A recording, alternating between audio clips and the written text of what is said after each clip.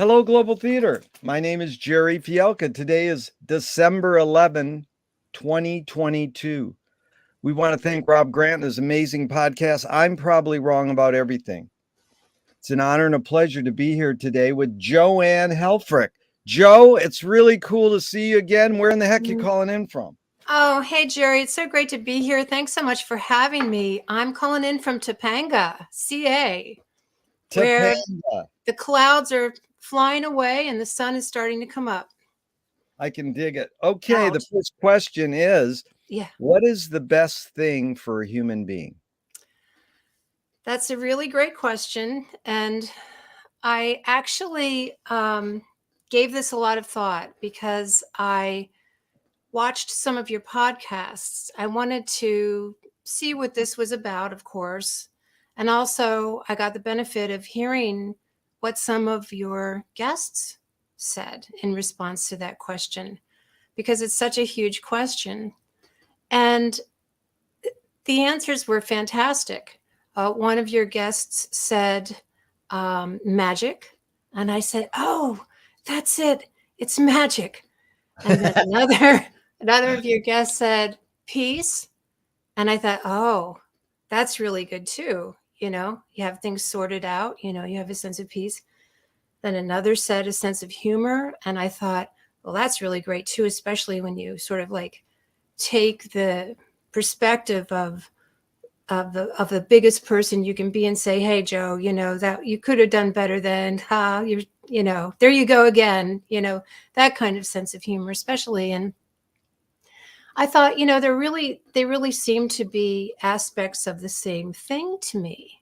And it occurred to me that for me, those are all aspects of sensing a connection with the divine. Yes. And it isn't anything religious. In fact, I think an atheist is just as able to have that sense and may call it something else. Awe, reverence, perhaps, for life. Love certainly comes to mind. So it's a really big question. And that's sort of what I try to do is help people do that, because mine has been through music a lot of times. I think musicians really got it, So that would be my answer. And I thank all the guests. Yes, and it's so cool you did that, because I like to inventory and say, oh, everybody, most people say love and connection with the divine was beautiful. And so, Jo, what's your favorite form of information, how it comes into you? I am so prone to the intuitive that I can barely drive out of my driveway. I get lost in my own driveway. I'm not one of these people who, I have friends who know if they're pointing north, south, east, or west, and I'm so not that. I'm always on the intuitive side of everything. Why do you think humans, that was beautiful. Why do you think humans collect or gather information?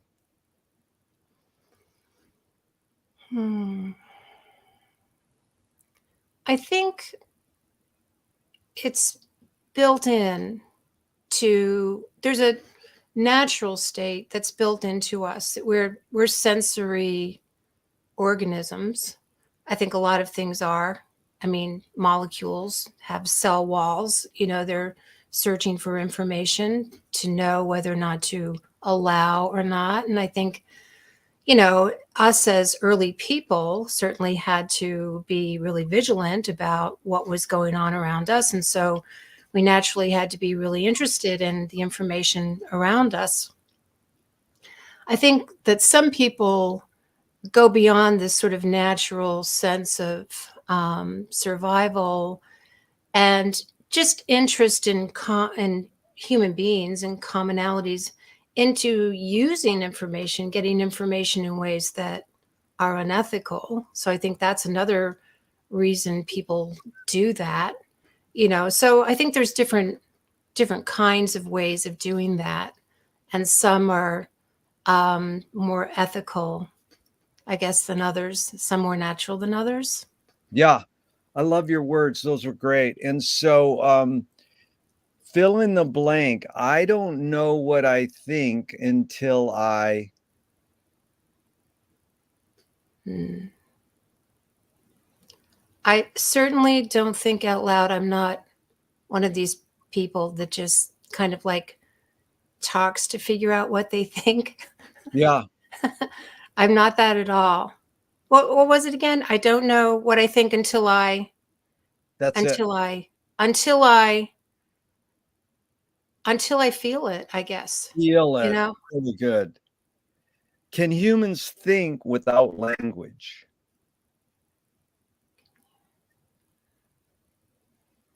Oh yeah, I think all the time in concepts without Yeah. I have a hard time putting things into words and language anyway, you know. Yeah. Um, I'm one of these visual thinkers. Temple Grandin wrote a lot about that. I have her book Yep. on my nightstand.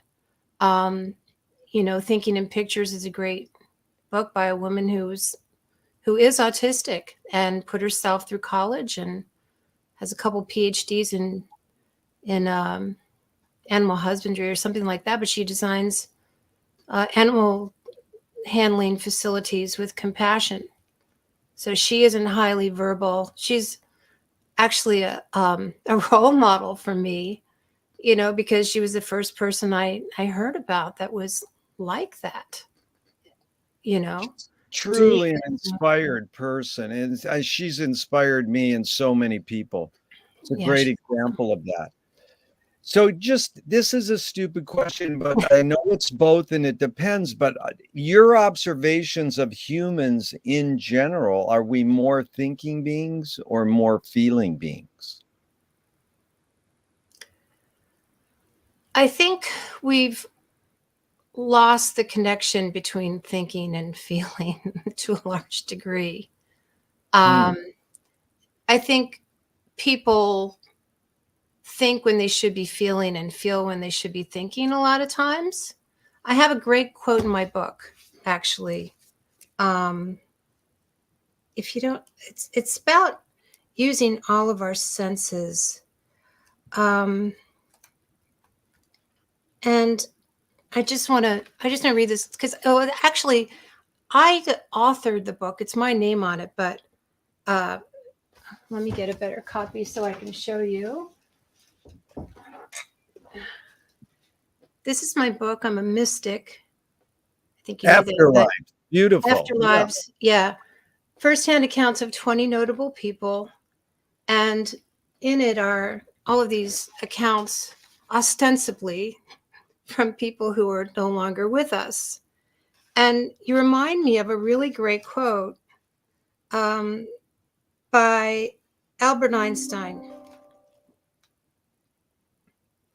And well, first one of another person I channeled in it is Johann Wolfgang von Goethe. Uh, he makes the comment that you're captivated with outer perceptions to a degree that you ignore the very things going on inside of each of you. And I think that's really true. We get distracted. You know, we're constantly distracted by people who want to distract us, you know, uh, to distraction. And then there's another one by Einstein where he talks about his life beyond, and he's talking about all these different dimensions of the he's experiencing. And he says, and I think this is true for our physical reality too. I know it's kind of out there, but I think it applies. He says, while these dimensions were not wholly felt in the outer senses, they were wholly felt in the inner senses. And this was my claim to fame, you might say. The intuitive portions of one's body mind are fully capable of adjusting the rationale that you place on any object or thought, the result being so much more than the sum of your 5 outer senses. Yeah. Instead, the rationale is the exponentially derived result of all your senses' findings. And I think That, that's just so beautiful because it just, you know, it's an orchestration of inner and outer senses that we're supposed to be using, and we we block off some of them sometimes. It's really beautifully put. I totally agree. And it's that balance between the two in navigating both the inner and the outer and not denying one or the other. But, Chomsky says a language is not just words. It's a culture, it's a tradition, a unification of community, a whole history that creates what a community is. What do you do when language doesn't work? When language breaks down, what do you do? I try to feel, Yeah. Of course, empathize Yeah. with what's going on. Beautiful. Or Go draw ahead. pictures. Yeah. Or draw pictures. If you're conceptual, you've got to draw pictures. And bar napkins are great for that. Look at what it did for Spinal Tap. That is beautiful. Or draw pictures. I really love that. These are two questions from Alan Turing in 1950s. Is thinking a function of the soul? I think so. Yeah, I do. The other one he's asked is, can machines think?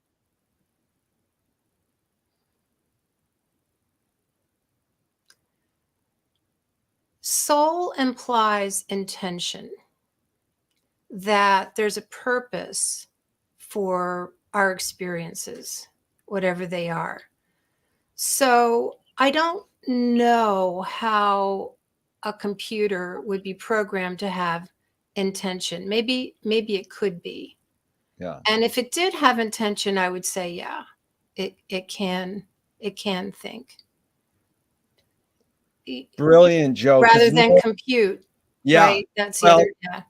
It's brilliant because you're a great listener, because no one ever connects the two Turing questions. They just answer, is thinking a function of the soul, and then can machines think? And you went back and applied, because that's why I bring it up, because he asked both of them, because it's funny, what he's sort of going after. Yeah, I was channeling Alan Turing then just now. Very good. It could help in a pinch to answer these questions. I love it. Do you more pursue happiness or more pursue meaning?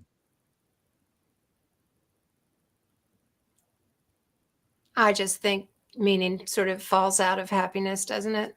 Yeah. I mean, in a good way, sort of as an outcome of it. Yeah.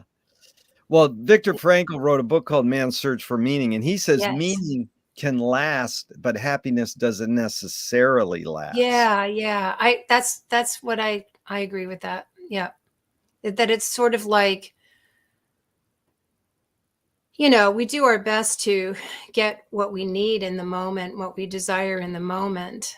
And when we do, in those moments of fulfillment, I call that happiness. And that's naturally going to include meaning. And then we can look back maybe and that meaning stays with us and maybe is even enhanced as we go along, the meaning of that event.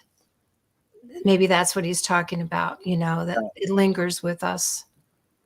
Yeah, I love those words, enhance and linger, because what you were talking about with Goethe and Einstein really reminded me of T.S. Eliot said that that they had the experience but missed the meaning. So, that's the one thing. We go through so much with sensory overload that sometimes we're missing the meaning, and it's hard to always. Now, it goes along with this, because you have this word conscious and consciousness going a lot in your book in our talk, in our first initial meeting. Is about the brain. Does it more detect consciousness or create consciousness? Like, is consciousness there bubbling away and we're detecting it, or are we creating it? Oh, we're definitely detecting it. We're not creating it. Our brains are receivers. They're not, they're not generating it. Consciousness is everything. Consciousness is the unified field of Yeah. everything, as far as we know. And that's being borne out by these dead guys in the afterlife too, that it just goes on and on and on. And that explains so much. It Yeah. explains why we dream. It explains how we can continue after we're no longer physical. It explains psychic ability, because it's the water we swim in, and so we don't notice it, like a fish swimming in water, we don't notice it.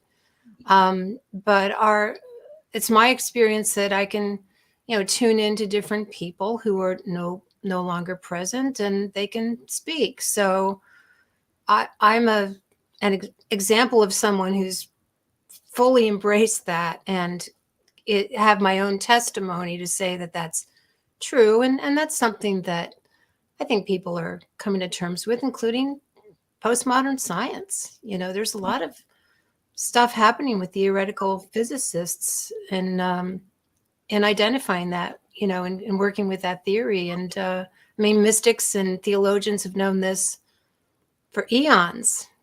Modernism, sort of shit canned all that, because we can't claim to know anything that can't be empirically proven. There's no empirical proof that that's actually the only way to know things, right? So it's this crazy, thing that's happened to remove us from, the world that we live in, really, the bigger reality of who we are, which is Beautiful. very conscious.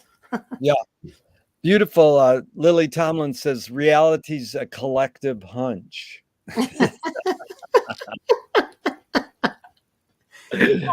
She's brilliant.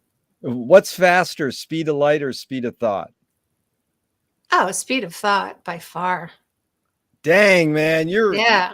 Oh, yeah. There's no right or wrong answers to any of these questions. I got the book to prove it. Yeah, that one you got right, and you've got the book to prove it. So Audre Lorde, the poet, says you can't dismantle the master's house using the master's tools. Yvonne Rayner responded and said, you can if you expose the tools. What new tool do you suggest? I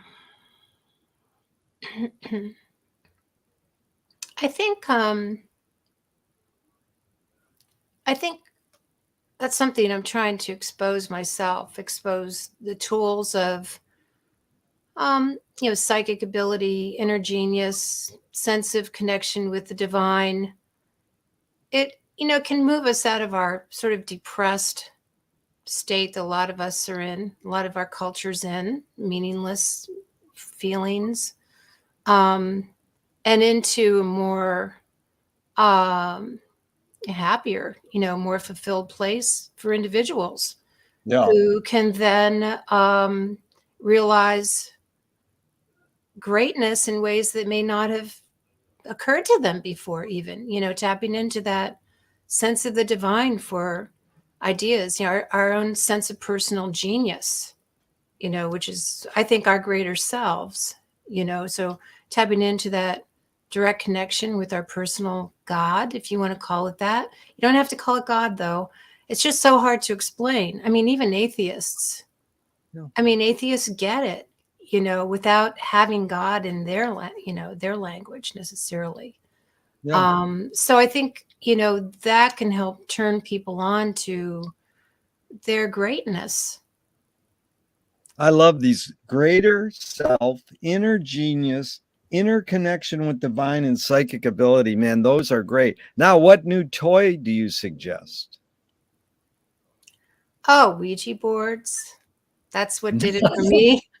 Prayer, Oh prayer, my God. meditation, but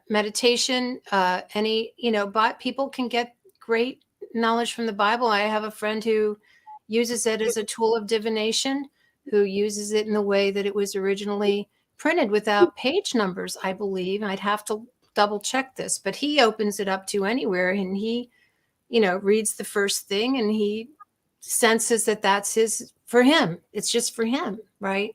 Nice. So this idea that the universe is on our side, there's another tool for us. That's a good one. That is so beautiful. that we're not flawed from birth, that we're divine by nature. Yeah. We're just sort of relearning that, I think, you know. So those are the kind of tools that Yeah. I think we're going to see more of it. I think it's burgeoning now. Yeah. There's a lot going on with these kinds of things. I help people do that when I can. Well, you're my guru. You're saying everything I need to hear. What do you what do you worry about when you go to bed at night? You're my guru. Um, I used to worry about everything, and now I practically worry about nothing. My process has gotten so much better. When I am trying to, go to sleep, I go through the process. It's sort of natural to review the day. Yeah. And where I used to, think about the things I could have done better and beat myself up, now I just say, you know what, I'm going to try to do better tomorrow with Yeah. that, or the next time. And then I review what's in my control, what I'm worried about, and then what's in my control and what isn't. Yeah. And what's in my control, I ask for help. Sometimes just a good sleep will do it. Sleeping on things helps. I'll wake up in the morning, and maybe it isn't first thing in the morning I'll have new thoughts. It's like I might be awake for an hour and my thoughts will go into different places than they did before. And then I come up with this idea that would help. Then whatever I can't control and I'm laying there trying to go to sleep, I turn over to a greater power. It's like I really I really need you to do this, or we need you to do this. It tends to be we need you to do this. We need you to help the people in Ukraine, for example. Those Yeah. kinds of things that you can't address yourself. But I pray, you know, and Yeah. when I know what it is that I pray for, I feel that it's helpful to me just to do that, to feel like I've done everything I can to help this, to be a better person, hoping that there are ripples going, to the people that need them. So it's a combination of identifying what's in my control, how I can be better, and then what I can turn over to a higher power. And that really helps me sleep at night. Beautiful. So Marshall McLuhan learned from the poet Ezra Pound that artists are the antenna of the race. They're broadcasting and detecting the Mm. hidden psychic effects of our inventions. So we might learn how to cope with what we don't like about the inventions. So, Joe, I asked you a question. Marshall probed his whole career. Why do we ignore the hidden psychic effects of our inventions, even though the artists are broadcasting them to us? I think it's, as we were talking about before, people are distracted by these inventions and are not really tuning into what they signify, to us. And I think about music these days, and I sound like an old person when I say this, but I really miss the speakers of the 60s and 70s. Yeah, Because I mean, there are a lot of great artists out now. I really there's a lot of progress being made with people's rights all across the board. But I miss that being sort of like the wide swath of art being left out of the mainstream channels now. yeah. Um, so I think that's part of it. And again, it's can be really distracting.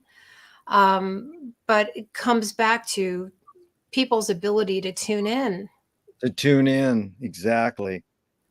So, do artists have moral obligation? I think everybody has moral obligation. Yeah, And I'd go back to the Medicis. They didn't just give their money to artists to do whatever they wanted to do. They entrusted them with they wanted them to portray the good, the true, and the beautiful. They wanted to portray moral things, beauty and goodness, and so yeah, I think that artists do have a moral responsibility. Yep.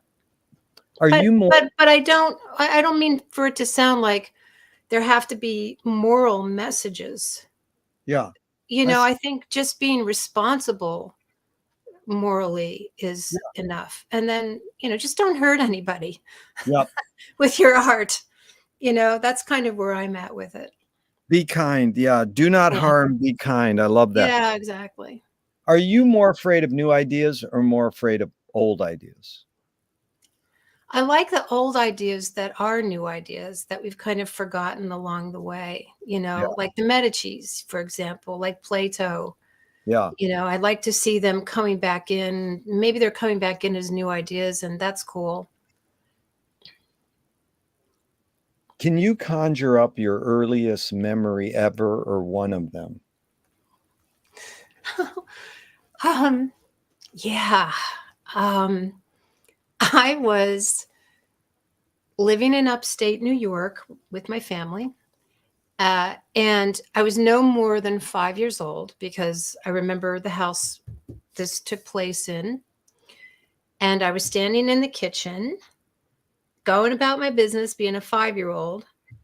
And all of a sudden, everything just sort of stopped. And I thought, why is this here? What is all this? Like, why is this here? Why am I here? Am I alone? Like, how do I know anyone else exists besides me? And it was this total, and I know I was no more than 5 years old having this giant existential moment, right? And I've never, like it just set the course for my life. That is cool. Um, is memory more a curse or more a blessing?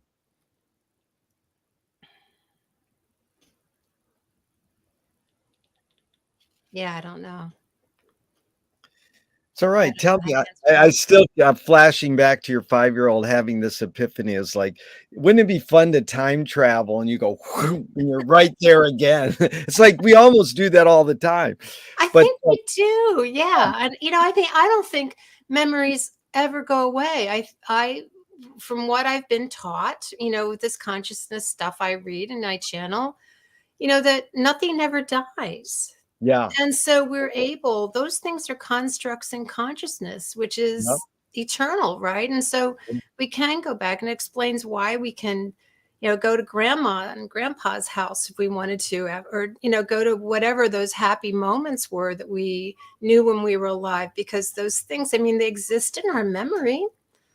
yep, So if everything's consciousness, it stands to reason that they exist somewhere and that we can tap into those.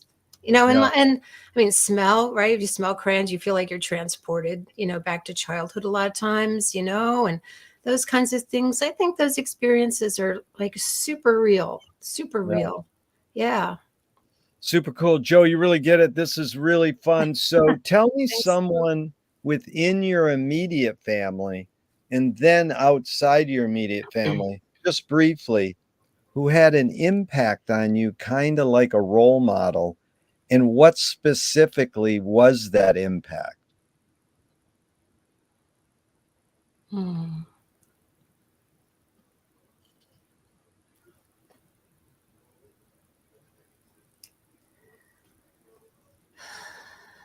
Role model. Wow. I didn't have a ton of role models growing up because we moved away from my family's ancestral home in southern Indiana when my dad got transferred. So I didn't have aunts and uncles growing up, and I think that really, I think that really hurt my family a great deal. Just as an aside. I guess my mother would be the main role model for me. She was um, she was also mystical in her own way, but was born at a time where that just didn't fly at all, and she was Catholic, so she had nowhere to go with that. Towards the end of her life, she had visions that people ignored, you know. So I think, you know, she would definitely be considered my main role model in my family. As far as outside my family, and maybe it was also the result of not having aunts and uncles around, because, you know, I felt a kinship with people like Lucille Ball and Ann Mira and Carol Burnett and Barbara Streisand and all those great performers who are beautiful as well as funny, you know. So I think those are I my role love it. models too. Beautiful and funny. Yeah, my sister was totally a Barbara Streisand freak. She would sing Funny Girl Oh, around the house, and it had a big impact on me. I mean, it yeah, me was, too. Yeah. I yeah, love Funny Girl. And so we oh, got Funny Fanny Girl. Bryce too, Oh, right? yeah, Fanny You know? Bryce. Well, she taught us Fanny Bryce, but Funny Girl, yeah, why do you want to shoot these swans? You know, Yeah. Shoot the that's like, swans. that is like these lovely, like that is so Yeah. engraved. It's like engraved in my brain. Oh, As a I know. and, Funny Girl. I know. you know, Funny two Girl things. changed. Yeah, I have to tell you, Funny Girl changed my life yeah, because I was like, I don't know, 10 years old when it came out. And there wasn't someone on the screen who looked like me, you know, yeah, and it was just a yeah, great score and the whole bit. I mean, yeah, I was like worshiping at the church of Funny Girl when I was a yeah, child. totally. And it's so great because, like you said, beauty and humor, Yeah. boom, Yeah. combined, combination, all of them. So, were you raised a particular religion? I was raised Catholic. I went to Catholic school for 12 years, but I constantly doubted what they were saying to me all the way. And I left for good after I graduated from high school. Yeah. Do you pray? Well, I pray. But yeah, like, you know, as I described, sort of going to sleep, praying to resolve world challenges, Yeah. sometimes praying to, you know, help things go well. It just helps. It just sort of like keep the apertures open, I think. Nice metaphor there. Keep the apertures open. I love that. If God does exist, what would you like God to say to you after you die? You did a good job. Yeah. You know, and I think there's a lot of that. Salinger, I have another book called The Afterlife of J.D. Salinger. Yeah. And I guess maybe when he died, he didn't feel maybe as appreciated as he might have. And and he said that he found himself on a stage and people gave him a standing ovation. And it was just thrilling for him. It's what he needed to feel appreciated. So I think, you know, we're going to get our own Yeah. our own stages, whatever it is that we need to heal, and standing ovations if needed. Not that I need one, but I think that's part of the process. To your Nice. question, you Yeah. know, Acknowledgement is so important. I mean, yeah. just humans acknowledging another person, if it's just a nod or a hello on the street, it's so important. Do evil people exist, or does evil use people as a vehicle? I don't believe in evil with a capital E, like something that's as big and strong as divine love or whatever you want to call this oneness, universal oneness that we have. Yeah. I believe in evil with a small e, and I think of that as lacking compassion. Yeah. It's being away from that divine love. Really great words, lack compassion. So, how do you advise someone to deal with an enemy? In a few modern thinkers say, Alan Watts says, if you acknowledge your enemy, you empower them. Coppola stole from the mob and the samurais. Keep your friends close and your enemies closer. JFK says, forgive your enemy, but don't forget their name. And, And Fellini says, I need an enemy. So it's a lot of thoughts, Joe. The basic Yeah. question is how do you advise someone to deal with an enemy? But first, how would you respond to the Alan Watts? If you acknowledge your enemy, you empower them.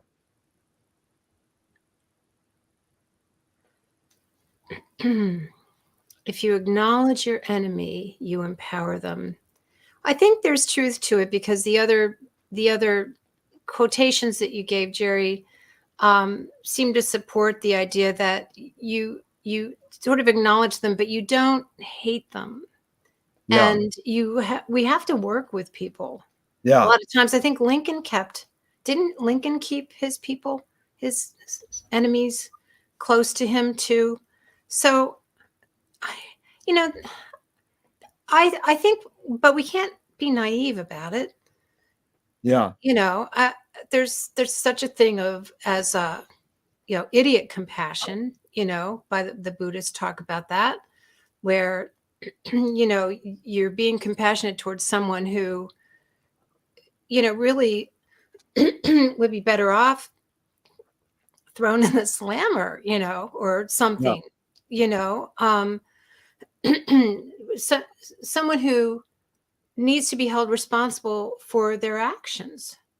Yeah. So there's a middle way, I think, maybe, that they're suggesting, that goes between outright hatred and die infidel, but not letting someone get away. And I try to, when I'm working with difficult people, I really try to, I really try to keep them in an embrace of some kind, and let them know sometimes how they can do better, because they're not going to lose any love for me if they don't No. already don't like me. So I'm in a perfect situation to say, you know what, you're really screwing up here. You really need to not do that. And I found that those people often come back and ask me things because they know I'm going to tell them the truth. Nice. Beautiful. That's good because Ram Dass, you really invoked Ram Dass. He says, I'm having a real hard time loving George Bush, or like fill in the blank. I'm having a real hard time loving Trump or Putin or whoever. Yeah. But it begs this. Nassim Taleb said, games were created to give non-heroes the illusion of winning. In real life, you don't know who won or lost, but you can tell who a hero is and who is not. So when I talked to someone about enemies, they said, and I told them that quote, they said, well, villains don't think they are bad. They want control. Heroes want freedom.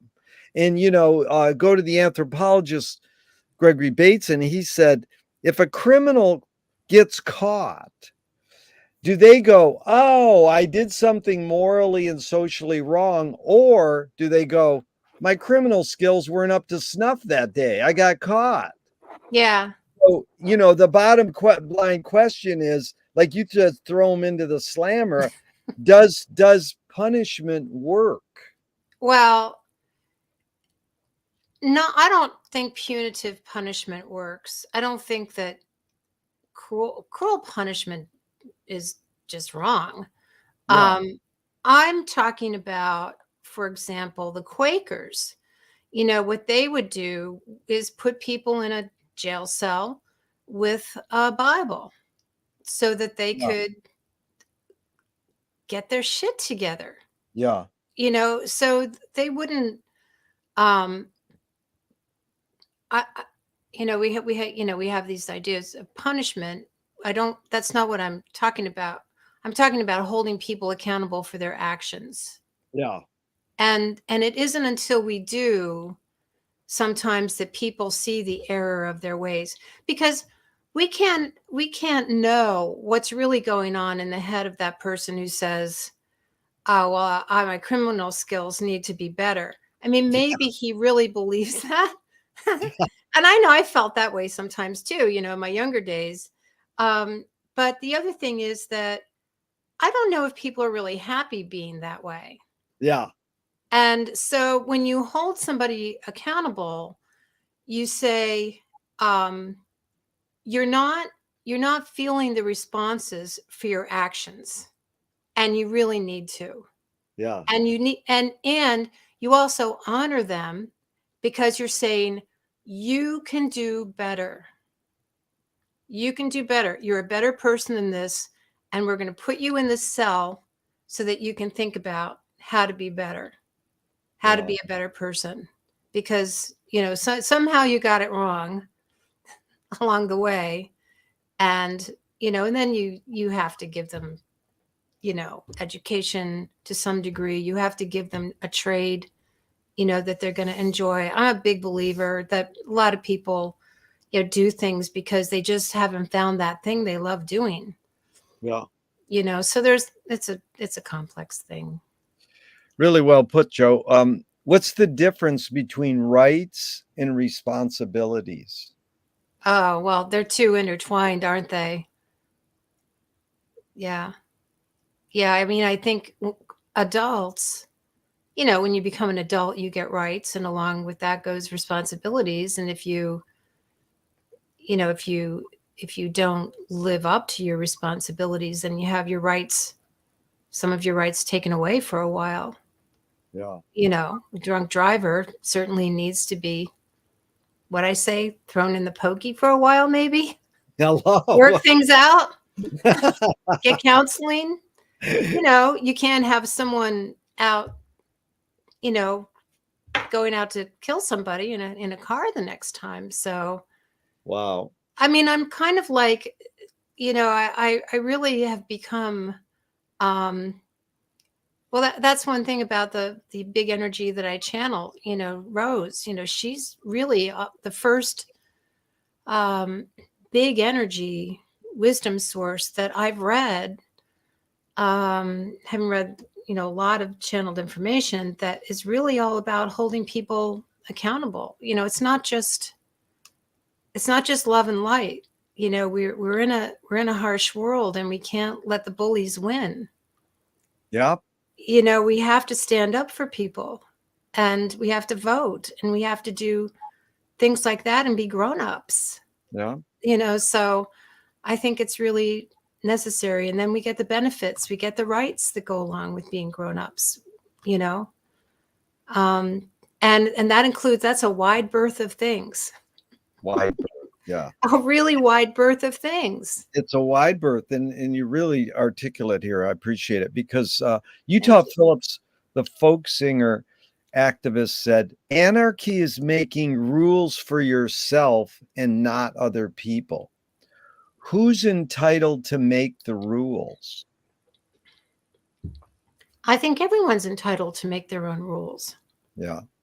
But, you then don't be surprised if other people are making rules and push back on your rules sometimes. Yeah. I mean, it's living with um it's like kids pull wings off of flies. When we're a kid, we don't realize how much that hurts the fly, Yeah. perhaps. But then as we get older, we learn what we've done to that poor fly. And we realize, when we learn empathy and we learn compassion and we learn that we're all one, all of it. So when we do harm to somebody, we're harming ourselves. Yeah. And Amazing. we have to live with that. And so why not help someone see the damage they're doing to themselves while they're doing it?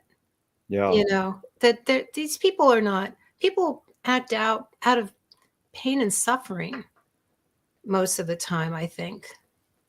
Yeah. So we try to help people. We need to try to help people not act out of pain and suffering, but to act out of a sense of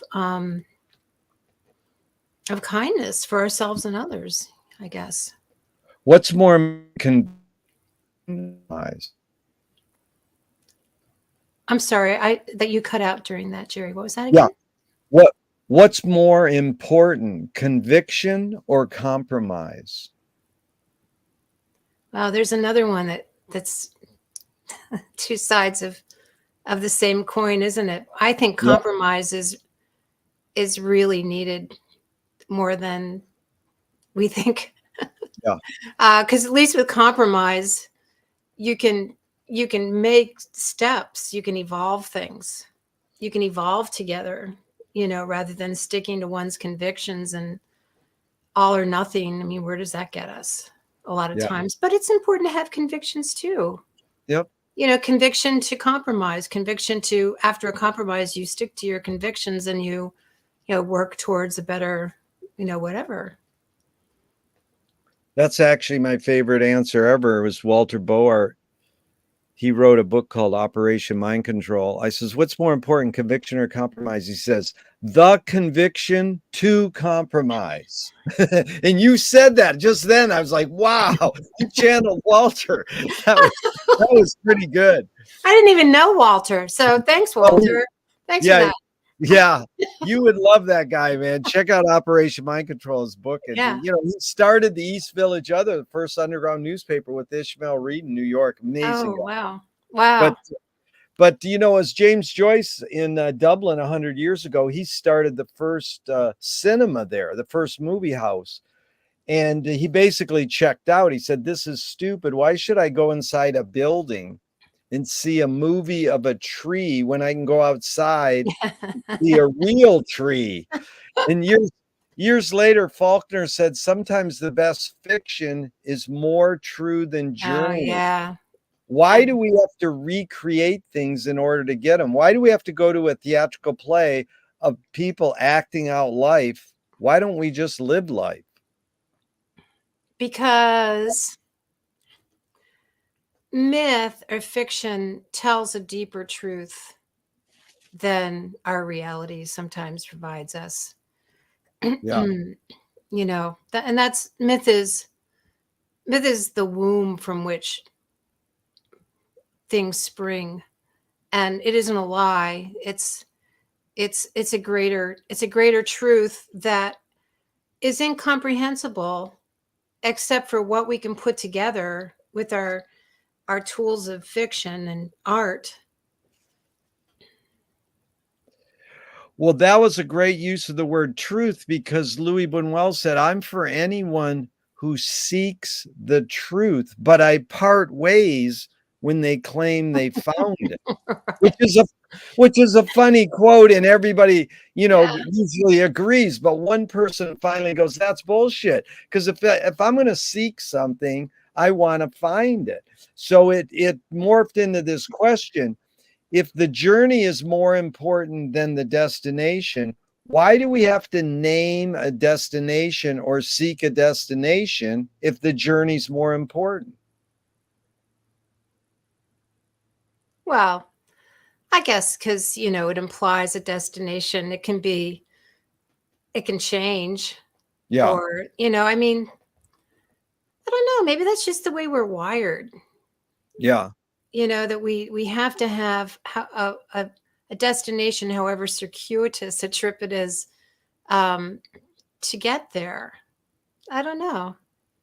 Well, the flaneurs were in Paris in the 1920s. It sounds like some of the guys, some of the people you would channel, and they basically changed the world, and they just sat at coffee houses and did nothing, and then had epiphanies, and they were called flaneurs, or psychogeography, where you wander around aimlessly and then you stumble into something and have an epiphany, Yeah, I think there's a lot to that.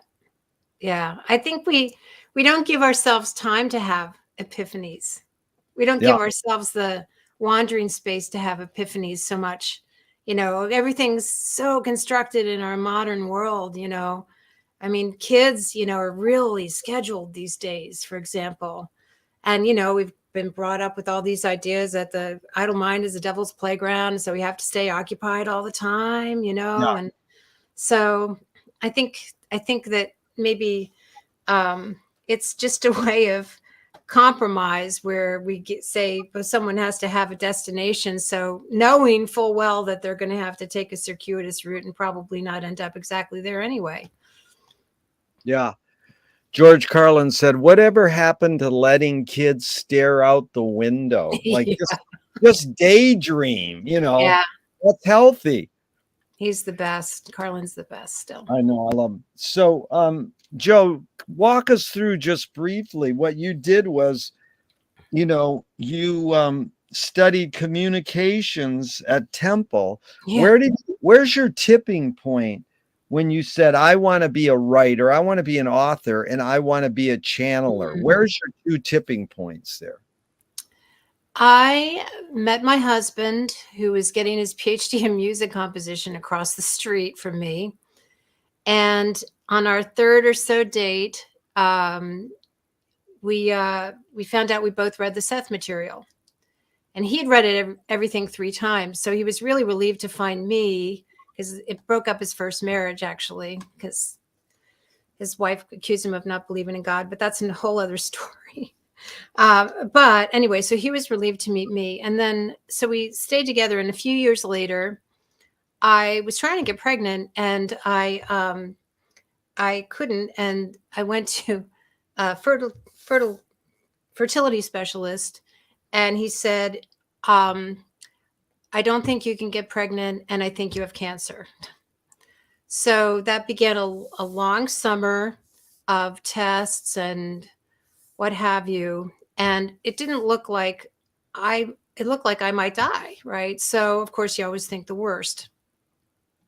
So on the beach, I was in Rehoboth Beach, Delaware.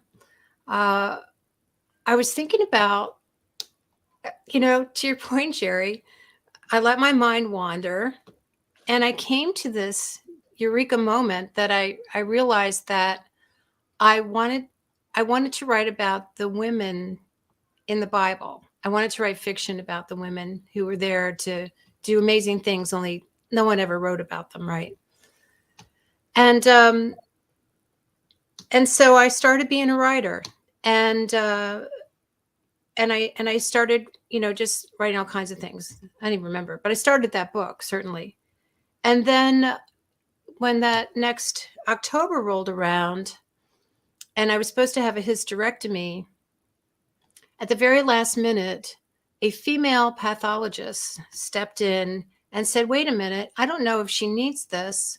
Why don't you open her up on the table and stage all of her abdominal cavity, send the frozen samples down to my lab, and I will make the call. And they did that. And I woke up with all my parts. And I refer to that now as my mysterectomy. Oh my God. And I think it was because I needed to go through that experience of thinking that I would die. I wouldn't have children, and I don't have children. What was I going to do with my life? Yeah. And so it was a wake-up call for me, and it ended up being a real gift. So I've been a writer since that time, since 1990.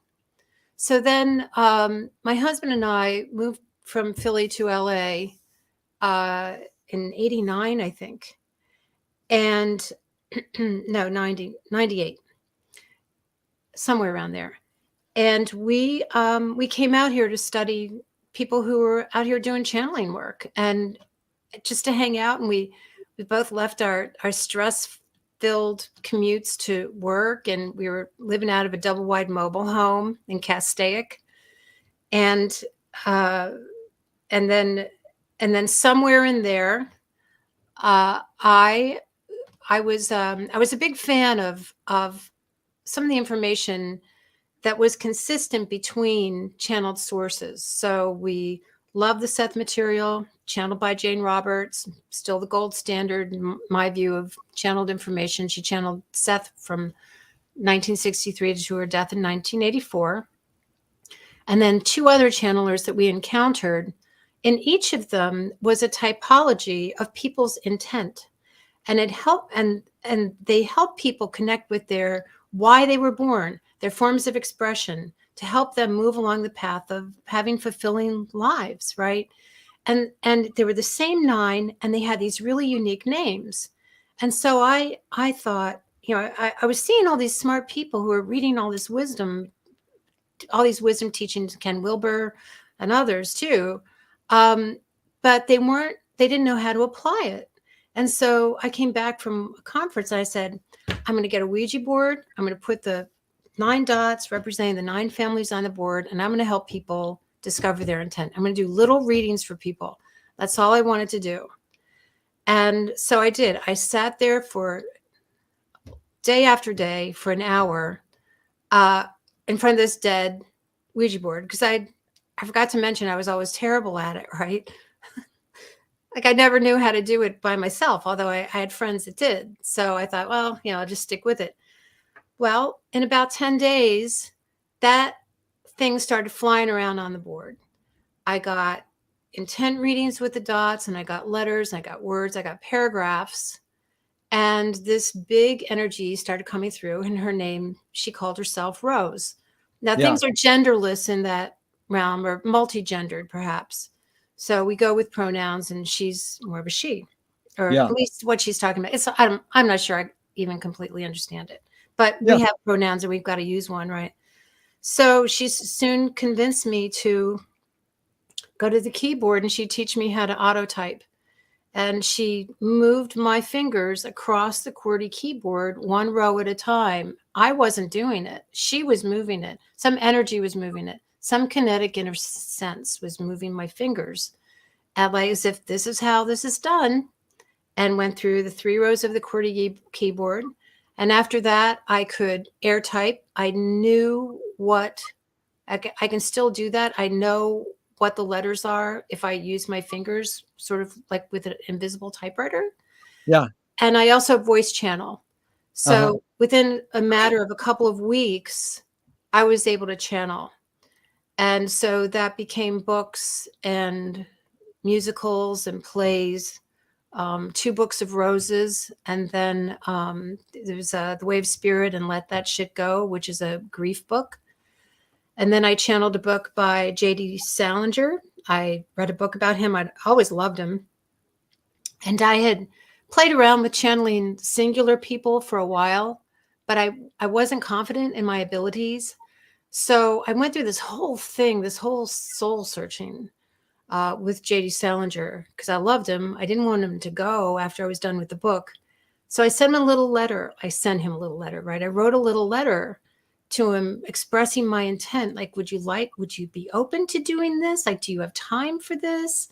I didn't want to be intrusive. I didn't want to trade on his name, just to write it for the money. So I did. I wrote him a little letter, and he wrote a book called The Afterlife of J.D. Salinger. And he told me where in the book to put the letter towards the end of the book. It's a very small book. And he calls it batshit crazy. And it was, but he meant it in a nice way. Right. So I kept going. And then eventually I wrote Afterlives, firsthand accounts of 20 notable people. Yeah. And that was during the COVID year. So I really didn't have much to distract me. And so I had 20 people, most of them famous, come through, and I think I did a pretty good job, because I had an expert in literary stylistics say that they're exactly how they are supposed to sound. So this is about the most scientific, testimony or evidence that I have for its authenticity, besides my own sincerity. But it's up to the reader to find that out for themselves, of course. I'm not claiming to have the truth. Right. In other words, it's up to everybody to figure out what that is, I think. Yeah, it's actually great. And what a lineup. You have Hunter Thompson, Ayn Rand, Carl Jung, Huxley, Kurt Vonnegut. It's really amazing lineup. But I'm curious, because the screenwriting teacher told me great book is when you can clearly see the intention of the maker. Stanley Kubrick says the opposite. Great art is when you can clearly not see the intention of the maker. What role does the intention play in your creative process when you're writing your book? Oh my God, that is such a fantastic question. And it has everything to do with what I do. Because I don't know if the reader or the viewer needs to know the intention of the artist. And I've been taught to not show intention, taking a photography class. Don't explain your work. And I go by that. The work should stand on its own. But at the same time, I think you have to have, for me, speaking for myself, I need to have an intent. And that had everything to do with how this book was written, because I had to do the soul searching to find the intent to do it. And in having that intent, I connected with other people, non-physical people, with that intent. Yeah. With that intent. And so the intent became the glue. And let me read. There's something from George Harrison. Yeah. That I want to share, because it was funny, because I was such a fangirl at first that I had to tell him. I said, I'm like, my ego keeps, because I can't let my ego get in the way of this. I said, I keep getting in the way because my ego's like, oh my God, I'm talking to George Harrison. And he was really kind, and he sort of talked me down from that, and so what he said was, he's talking about his life.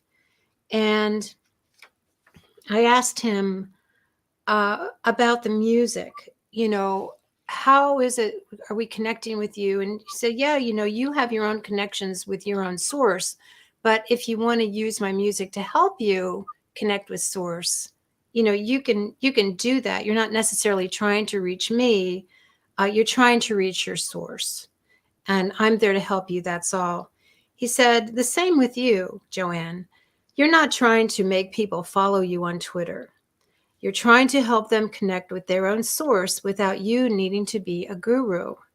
I think that's exactly how I chose to be in the world, as a helper, not a guru. And I identify with that too. He said, the reason I mentioned this is I understand the reasons for you to be doing this work, because you want to help others. There's not any reason for me to speak with anybody else who, for example, may think differently. I wouldn't support that. I won't come through somebody with an agenda of just making money. That's not what I was about, and it's not what I'm about now. You and I have the ability to connect this way because our clouds of potentials of what we'd love to consider connect first, then pull us together like pieces of a puzzle. Beautiful. So isn't that how we all connect, right? When I saw you in the parking lot across from the Malibu Pier, like, I felt a connection with you. I didn't know you'd be asking me to come on your show. But it's like, what the things that we want to explore, we're naturally drawn to each other through our intent, I think. Yeah, that's good. And it reminds me of Krishnamurti, this line, not a help, no, as a helper, not a guru. Right. That's a lot what he was doing. But Marcel Duchamp said there's no art without an audience. How much are you thinking of your reader when you're writing your book? I think that reader's always present. Even if it's just one reader, I've heard people advise writers to just write to one person. It's good to have an idea of the person that you're writing to, even if it's made up. So I don't know. For me, it wasn't, I don't know if it was one particular person or not, but there was a reader present. So I'm not sure I answered your question, but I think the reader is part of the equation somehow, but I don't know how much I actually focused on a reader. Yeah. I think of Kurt Vonnegut. He opens up, I think it's Slapstick or something, that he dedicates it to his sister. And I've always imagined him writing that book for his sister. Yeah. And it's like when someone you love, when you want to write for someone you love, how great is that to have that intent and want to bring that gift for that person. So I've always felt like maybe he did that for her. And then it can help that process. you understand a lot about Kurt also if you see that new documentary on him, Robert Weedy. He spent 40 years making it. Oh, right. I've heard of it. It's amazing because he realized, he made a docs on Woody Allen, the Marx Brothers, Lenny Bruce. He's the main documentarian for comedians. And then he started shooting Kurt, and then Kurt died, and he was so blown away, he couldn't do anything. And then he finally realized he had to make the film about him and Kurt, their relationship. Mm-hmm. And it really is a beautiful film. Yeah, and Kurt's in my book too. Yeah, I know. That's why I thought it's amazing. I'm a big fan. Amazing human being indeed. My favorite Kurt Vonnegut is he wanted to sue the tobacco companies because the warning on the side of the cigarette pack said may lead to death. And he said, I'm still living. Yeah. A life can lead to death too. Yeah. Yeah. In fact, it always does. Yeah, that's the perfect moment for this one. Joe, can you forget to die? Can you forget to die? Yeah. Good. I think so. I think there's probably people who just like their reality. You have to kind of go along with the idea that we create our reality. Yeah. And I think there's people that just go from this reality straight into something else. Yeah. And it happens seamlessly. Yeah. Because it isn't as hard. I don't think death is as hard as people make it out to be, because there's so much fear about the afterlife. I think that's why. Is perception reality? Yeah, I think so. Yeah. I mean, if you believe, what these wisdom sources are telling us, that perception is everything. We create our reality through our thoughts, beliefs, perceptions, ideas. Yeah. So literally, we collapse the wave into a particle. Yes. Through the observer effect. So that's a hearty yes, Jerry. That's good because Frank Zappa talks about you saying we collapse the wave into a particle. It's called a wavicle. Did he say that? He said it, but once I researched it, it's actually said by someone else years before, but he didn't claim he was the originator. Right. Oh man. He brought the word up, again, and it's such a great word. I'm going to use it. So thanks to both of you, all of you. Wavicle. So, McLuhan says everything we invent extends some humanness or human sensorium. So like knife and fork extend our teeth. Clothing extends our skin, and even things like non-tangible conscious, like religion or philosophy might be an extension of consciousness. What does the writing utensil extend for you? Whether it's a keyboard or a pen, what humanness does it extend? Soul. Yeah. Wow. Yeah, definitely.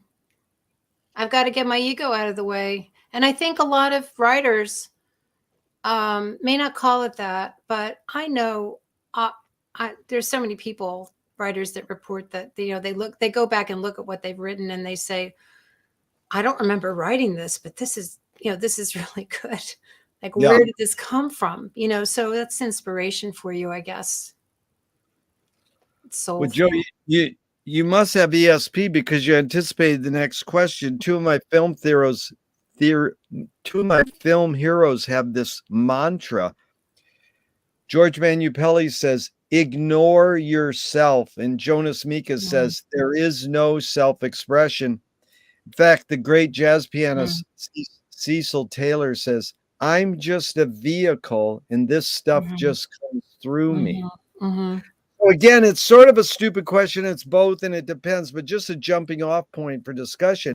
Is art making, book writing, music making more self-expression, or more you're a vehicle for whatever technology, culture, and environments are dominant? I would say self-expression with a capital S. With a capital S, meaning greater self-expression. Not our ego, the way that you've described it, the way that these people described it, where you get out of the way and Yeah. we're a vehicle for it. But there is meanness. I have intent. I was born with intent, Yeah. intention. So that's why I include self in that answer, because there is a selfness to me that, if you and I could be picking up on, say, what Kurt Vonnegut is telling us in any moment, but it's going to come through differently through you than it is for me, because we have different intentions. So there's still a self involved, but I chalk that up to this greater self that each of us has, that it has a personality and an intent all its own. But it's connected, Yeah, it's connected. But can art making be egoless?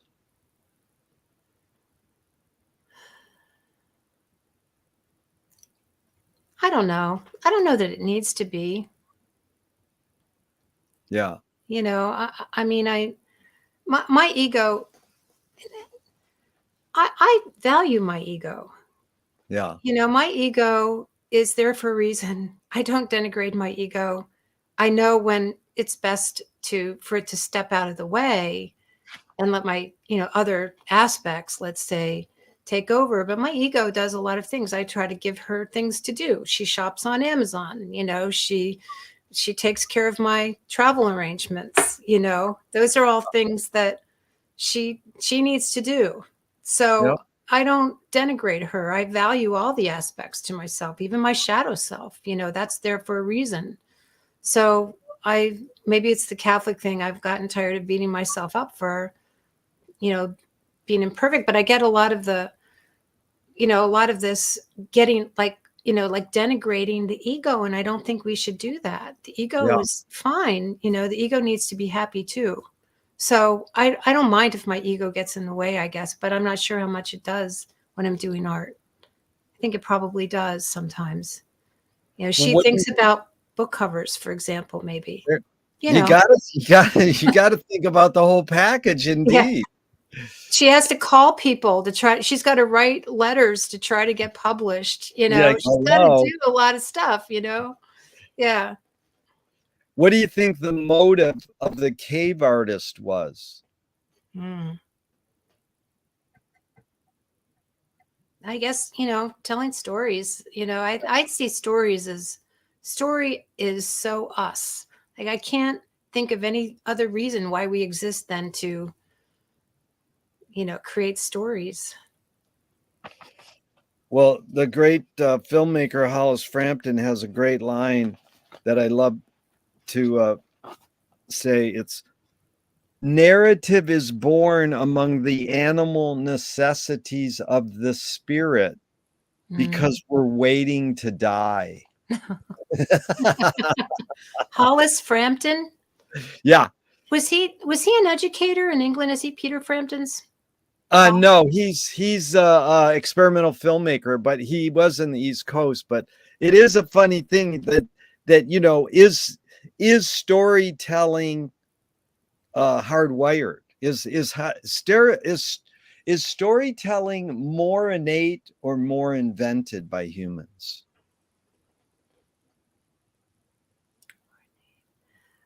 I think it would have to be innate, because we're used to sharing things in certain narrative order, even when we're young. Yeah. Like this and that. So I think it's probably in us. Cause and effect. I see the bear scratch his back on a tree, and so it will rain tomorrow. Nice. That's kind of, how things worked back then. Yeah. T.S. Eliot said poetry is outing your inner dialogue. What language is your inner dialogue in?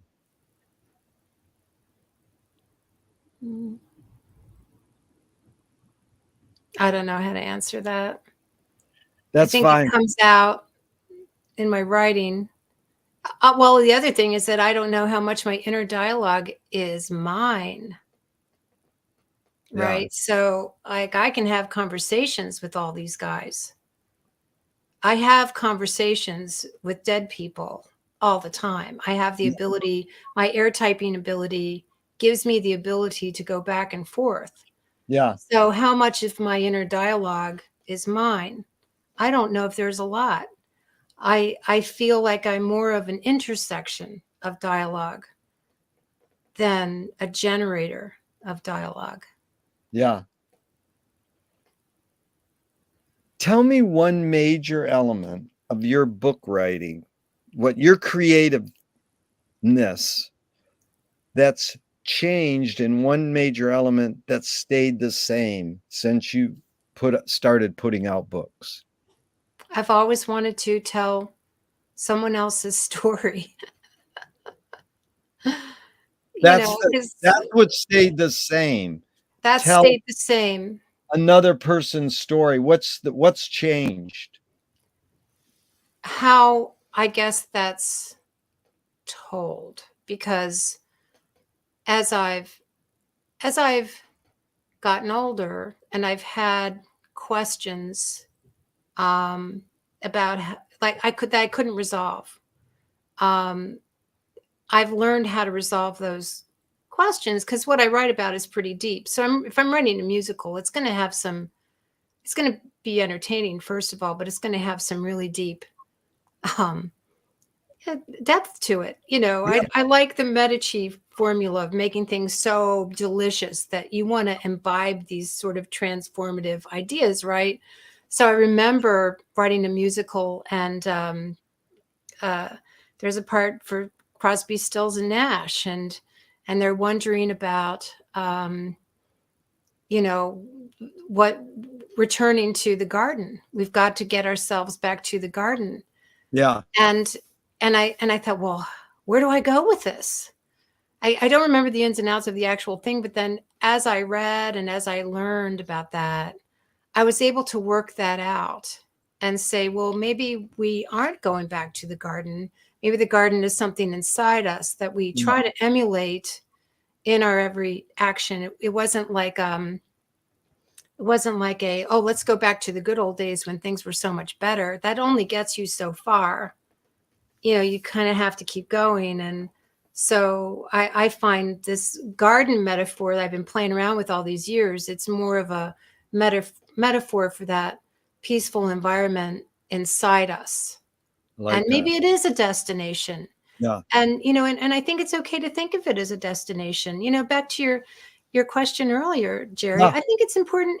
Like, that's an example of when you kind of do want to have a destination. Are Yeah. are we going, you know, am I creating my reality to move towards a Garden of Eden where everyone's peaceful and the animals are, you know, happy and we're all loving and in communion? Or am I thinking fire and brimstone? And Yeah. so I'm unconsciously, you know, I'm going to be creating a reality that's miserable if Yeah. I'm thinking that way, you know. So it's sort of both an inner landscape and a destination more than oh, things were better in the good old days kind of thing. So that's what's changed for me, is that I've matured and I have more ability to sort of share these ideas in a way that is is more it works better for me, Yeah. is my expression, I guess you could say. Beautiful. You know, Moshe Feldenkrais says it's literally possible to identify a weakness and incorporate it to become a strength rather than we're normally taught to overcome a weakness. Oh my God, yeah. Tell me a weakness you turned into a strength. I have a whole lot of them. In fact, I teach a class called Live Your Purpose, Your Hero's Journey. Yeah. And I'm using the Joseph Campbell information as sort of a construct.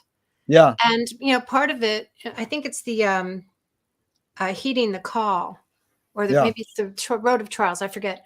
But in there, you know, we have to we have to sort of conquer things, but really it's also described in literature as overcoming one's flaws. Yeah. Now, Rose, my teacher, my big energy that I channel, calls flaws ways that you don't love yourself enough Yeah. yet, right? So in part of this class, I went through the process of identifying my flaws. So I'm very familiar with my flaws, but they've worked for me really well because, like one, I've never had a really strong sense of personhood. Yeah. I've never been the person to, pull things together and light up a room or, much of anything else like that. And I think that made me stronger in the area of identifying other like getting along with non-physical personalities, right? And being able to sense a greater sense of selfhood in others, right? Yeah. And sort of communing with others. So another thing is that I was always super sensitive, emotional. Yeah. And I think a lot of people who are like that are sensitives, like I am, Yeah.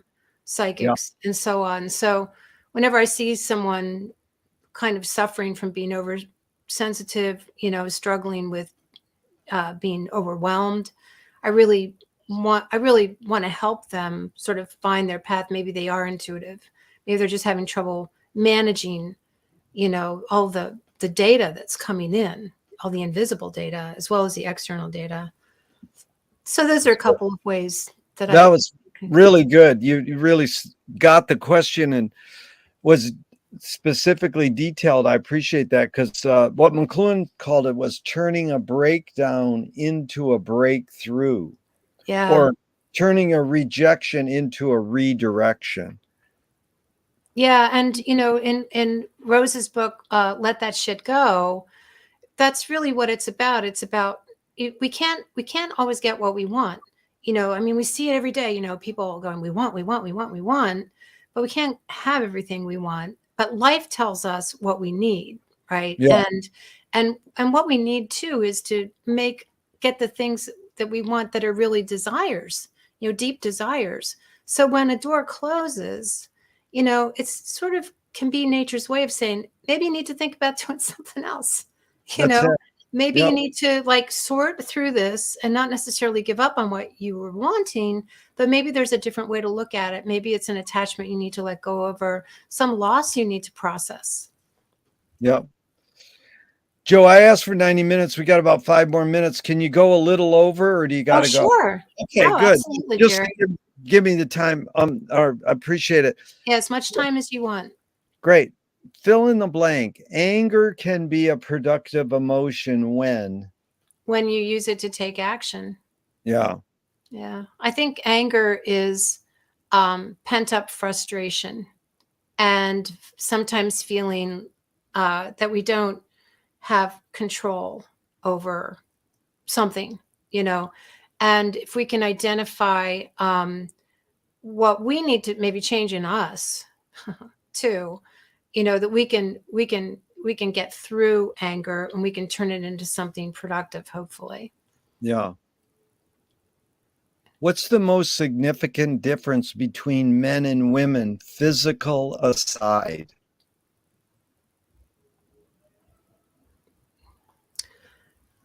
I think, and I don't know if this is because of our culture or what, but men tend to align with divine masculine principles, and women tend to align with divine feminine principles.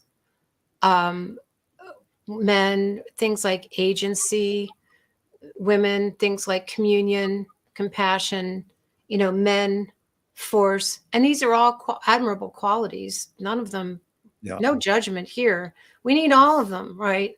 Yeah. And I think that's what's especially interesting with the fluidity that people are now expressing. Not that they haven't had it forever, but gender fluidity, and people are playing around with, you know, those kinds of expressions, and but they aren't.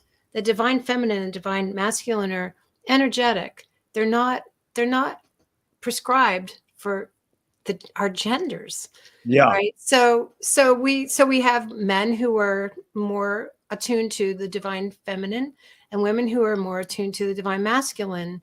And I think ultimately I'd love to see the conversations going more in that direction, because I think that could be super helpful.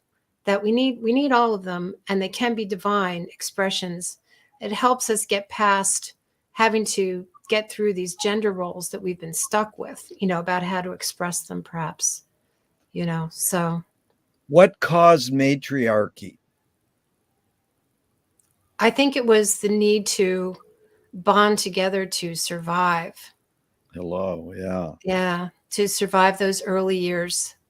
And, they needed to track the lunar cycles so they could have a little power over the situations. They were dying in childbirth. I mean, there was a lot. Yeah. It was really harsh circumstances at the beginning of our species. And I think the matriarchy needed to happen in order to bring some balance to the situation that would have been overwhelmed by stronger bodies, and not particularly mature aspirations or, not necessarily kind motives. Really well worded there, Joe. I appreciate that. There's a Thank you. line that goes, "You create what you resist." In fact, the comedian Bob Goldthwait morphed it into, "You are what you hate." Mm-hmm. James Joyce said, "It's a curious thing how your mind is super saturated in the religion in which you say you disbelieve." And Louis Buñuel nailed it. He said, "Thank God I'm an atheist." So I'm not saying you, Joe, create what you resist. Like, how do you Right. react to this comment? One creates what one resists. You create what you resist. Just that idea. How do you respond to that? Well, I think of Adele Davis, Yeah. she was a health advocate back in the 70s, Yeah. and she died of cancer. And I believe my mother was really into her, and I think she even apologized to people about it, and maybe she had been wrong. And I wonder, I don't know for sure, but I wonder if all that focus on cancer was just kind of this, became Yeah. it just became her mantra, and she just focused too much on avoiding it rather than focusing on health. Who was the um, was it a Walenda who died on tightrope walk? Um, One of the senior, was it the Flying Walendas? I'm sorry, I'm getting this, but I don't remember his name. I Yeah. apologize, but That's right. he fell, Yeah. and his wife said, for the first time since they'd been together for decades, he was more focused on not falling than he Yeah. was on walking the tightrope. Yeah. And so I think that that's evidence that that's what you stated Yeah. was true. You create what you resist. Yeah. Yeah. Um, how do you find peace of mind?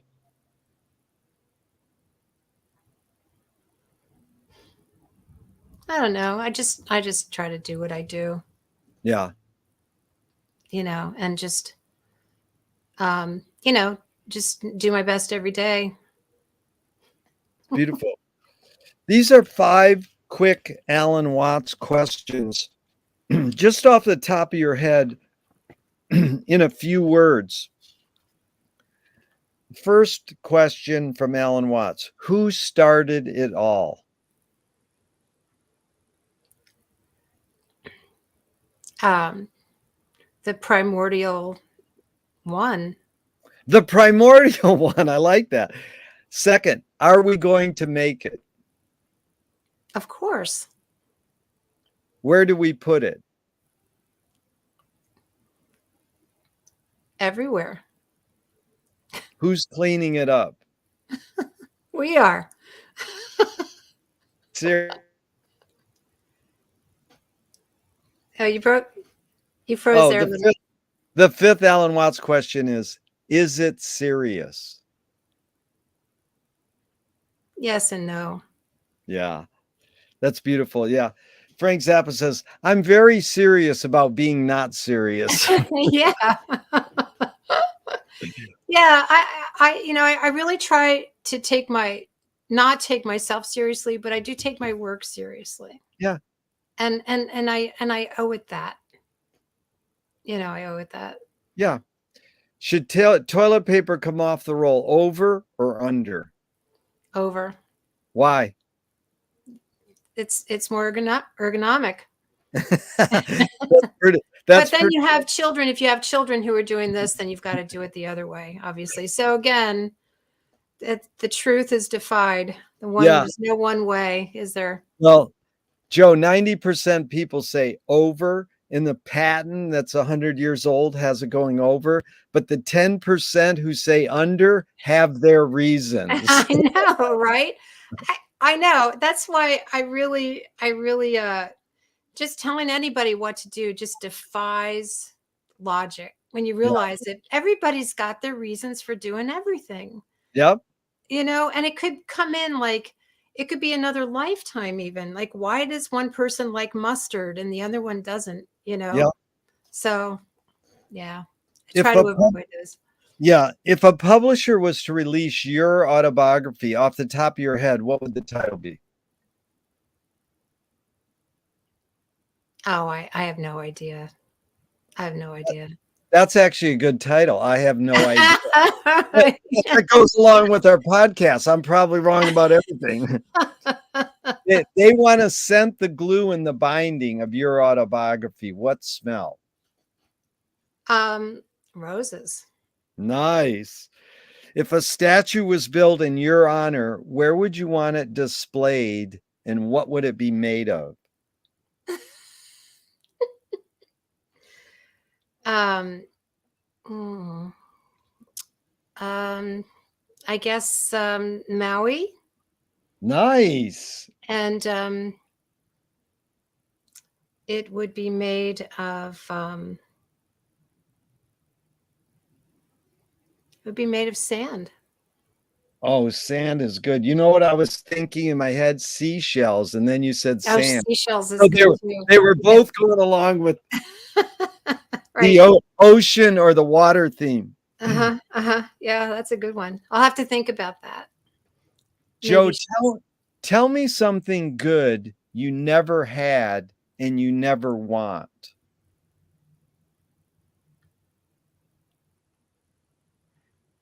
Um,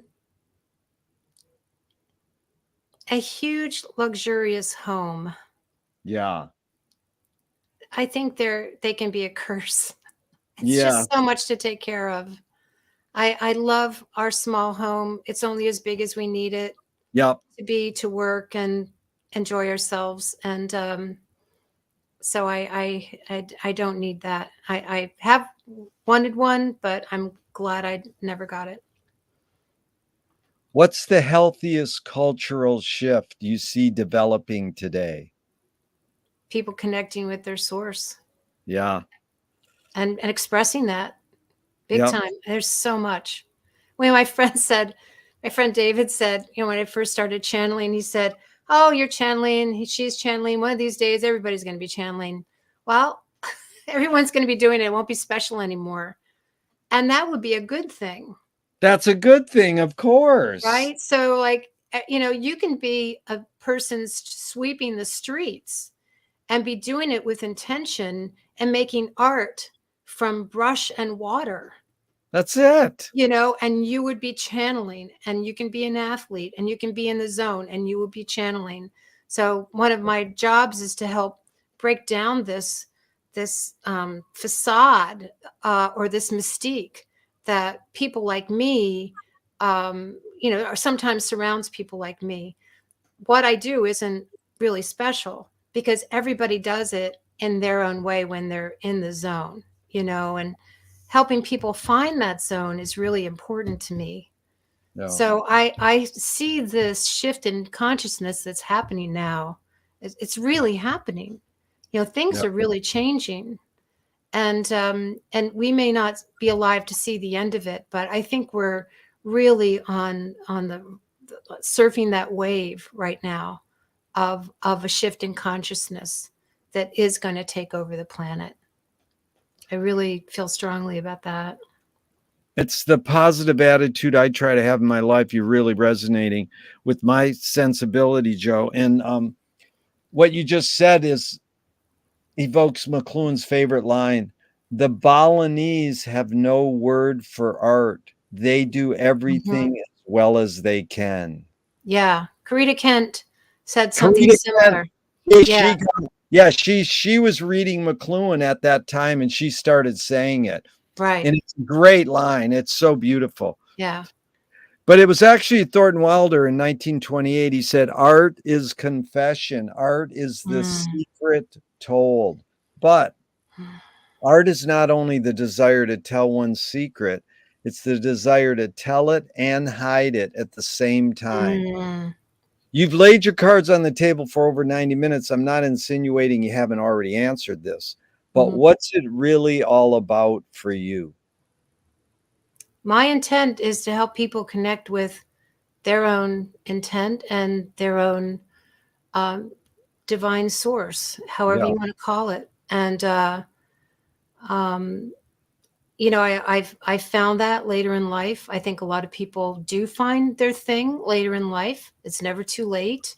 Yeah. And so that's what I do. And it's just so fun because there are a million ways to connect with divine source. And music, my husband and I write original musicals now with these kind of themes. And so it's great fun. So we don't have to read, slog through texts to get this, when we listen to music that we love, when we interact with our loved ones, that's divine, whatever we want to call it. And so atheists, and I have something else that comes to mind when we're talking about this. It is Douglas Adams. Yeah. Is an atheist still in the afterlife. Yeah. And he says, he describes himself as self-described goddamned atheist, and that's the title of his chapter in my book.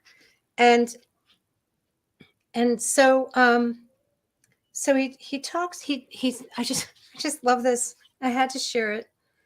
The universe is a probable collective energetic pattern of existence that includes everybody in the world who ever lived. Isn't that the coolest thing you've ever heard? So when you talk about whether or not there's a God, probabilities help explain the reasons why you don't need to believe in God to understand the full picture, that everybody who ever lived is connected in some way to everybody who ever lived. And in this, the spiritual dimension has to be included. That does not mean there's a God who sits on high judging everybody all the time. This means that he's us, period.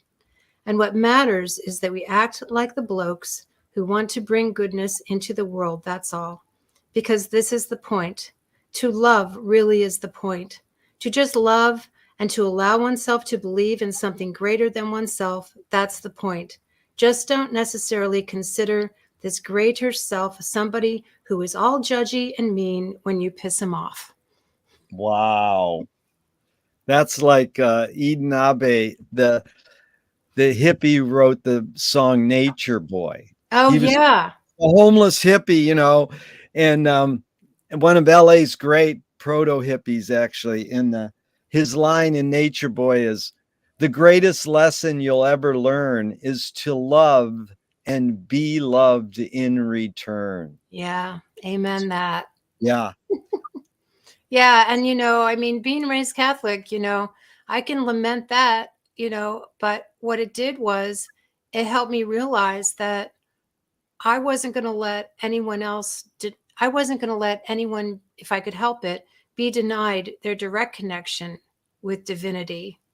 Yeah. The way I felt I was in that religious structure. We had to go through the middlemen, and I think that's I think a lot of people still might think that, and I don't want them to.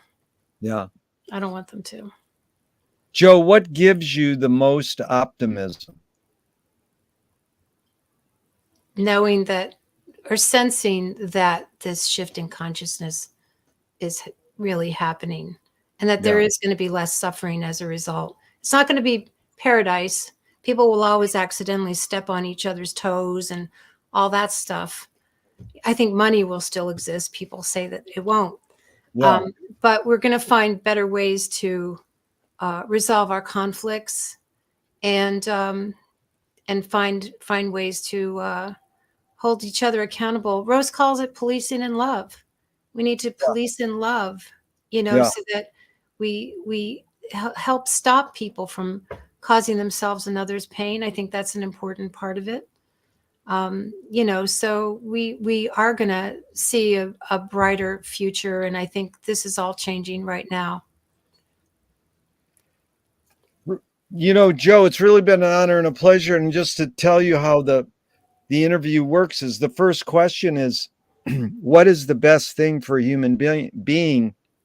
And I got that from Wilhelm Reich, who said, the best thing for a human being is another human being.